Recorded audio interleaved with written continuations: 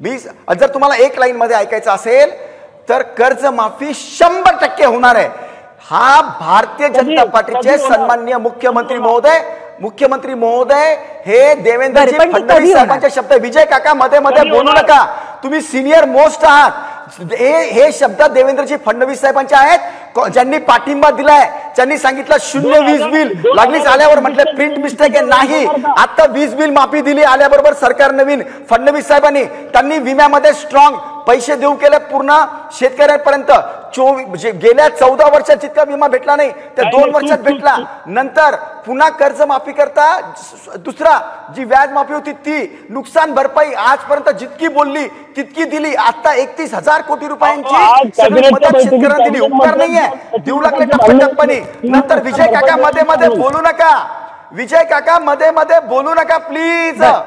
मी बोलत नाहीये, मी चूप आहे। तुम्हाला